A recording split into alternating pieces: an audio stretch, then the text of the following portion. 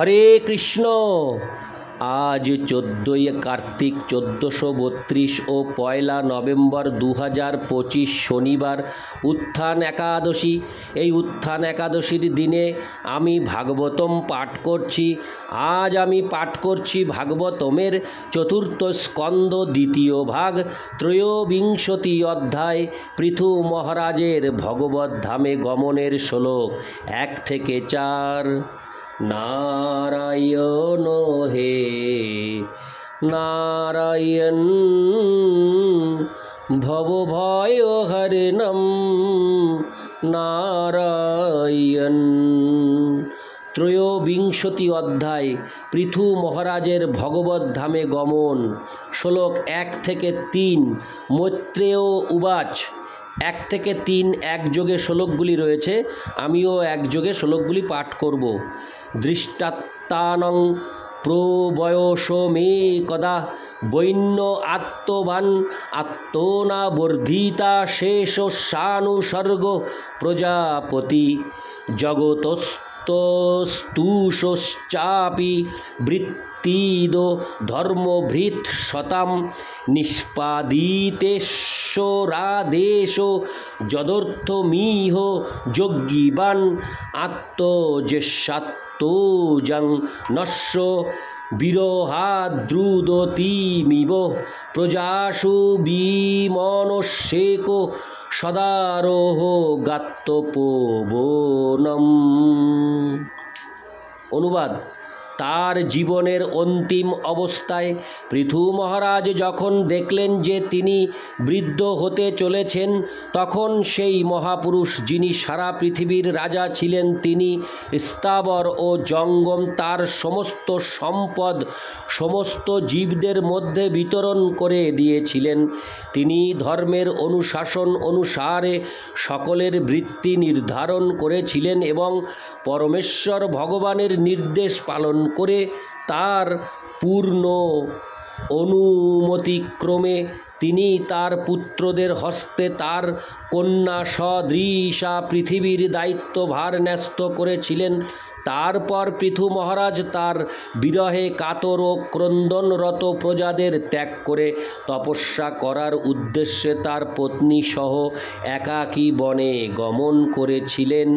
তাৎপর্য: পৃথু মহারাজ ছিলেন ভগবানের একজন সক্তাবেশ অবতার এবং তাই তিনি পৃথিবীতে আবির্ভূত হয়েছিলেন ভগবানের আদেশ পূর্ণ করার জন্য।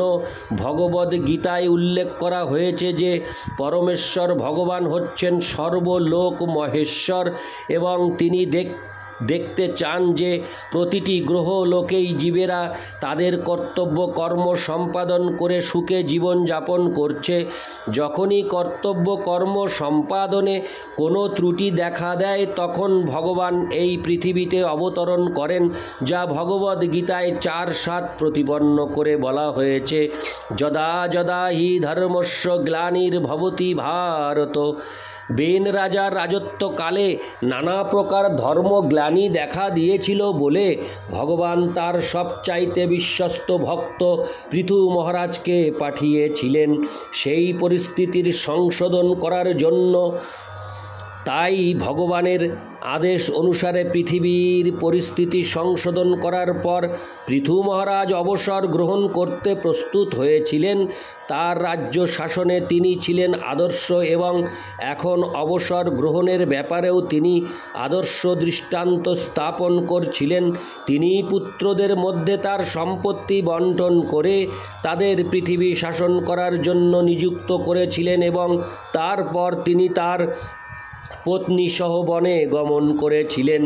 এই সম্পর্কে একটি বিষয় লক্ষণীয় যে এখানে উল্লেখ করা হয়েছে পৃথু মহারাজ পৃথু মহারাজ একলা বানপ্রস্থ অবলম্বন করেছিলেন।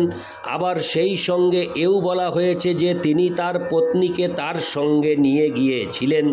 বৈদিক নিয়ম অনুসারে কেউ যখন গৃহস্থ আশ্রম থেকে অবসর গ্রহণ করে বানপ্রস্থ আশ্রম অবলম্বন করেন, তখন তিনি তার পত্নীকেও সঙ্গে নিয়ে যেতে পারেন, কারণ পতি ও পত্নীকে একই অঙ্গ বলে বিবেচনা করা হয়।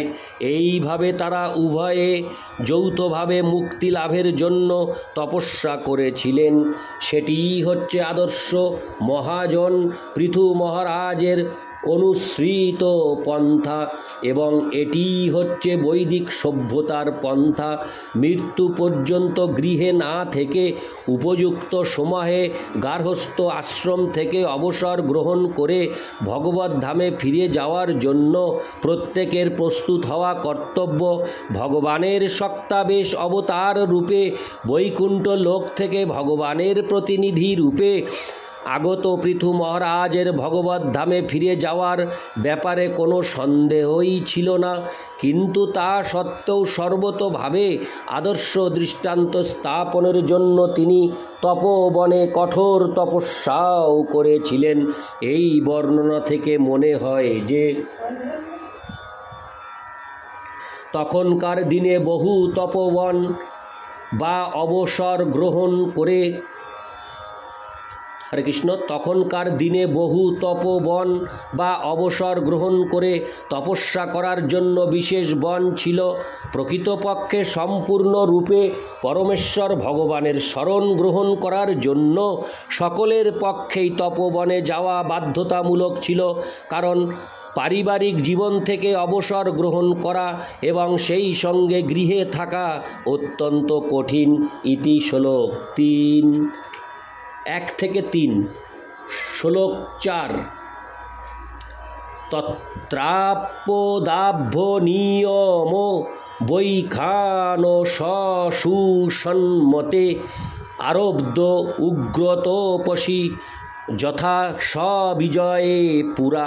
অনুবাদ: গৃহস্থ আশ্রম থেকে অবসর গ্রহণ করে পৃথু মহারাজ বানপ্রস্থ আশ্রমের নিয়মগুলি অত্যন্ত কঠোরতার সঙ্গে পালন করেছিলেন এবং বনে কঠোর তপস্যা করেছিলেন। পূর্বে তিনি রাজ্য শাসন কার্যে এবং পৃথিবী জয় করার ব্যাপারে যে ঐকান্তিকতা প্রদর্শন করেছিলেন, এই ব্যাপারেও তিনি সেই ঐকান্তিকতা সহকারে প্রবৃত্ত হয়েছিলেন।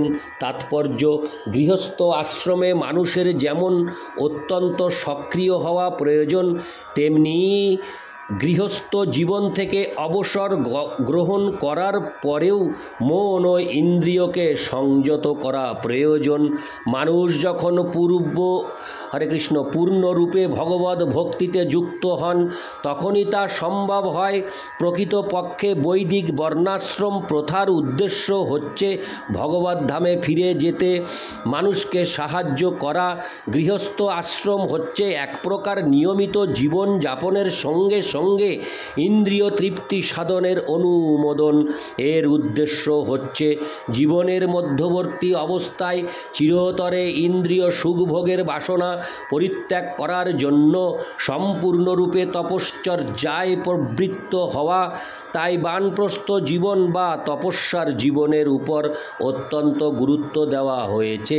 পৃথু মহারাজ বানপ্রস্থ জীবনের সমস্ত নিয়মগুলি যথাযথভাবে পালন করেছিলেন, যাকে সাধারণত বৈখানস আশ্রম বলা হয়। বৈখানস সুসন্মতে শব্দটি তাৎপর্যপূর্ণ, কারণ বানপ্রস্থ আশ্রমে সমস্ত বিধিগুলি কঠোরতার সঙ্গে পালন করতে হয়।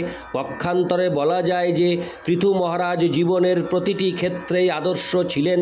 মহাজন যেন গত সপন্থা, মহাপুরুষদের পদাঙ্ক অনুসরণ করা কর্তব্য। এইভাবে পৃথু মহারাজের আদর্শ চরিত্র অনুসরণ করার ফলে গৃহস্থ আশ্রমে অথবা বিরক্ত আশ্রমে সর্বতোভাবে পূর্ণতা লাভ করা যায়। তার ফলে দেহত্যাগ করার পর জড়জগতের বন্ধন থেকে মুক্ত হয়ে ভগবত ধামে ফিরে যাওয়া যায়।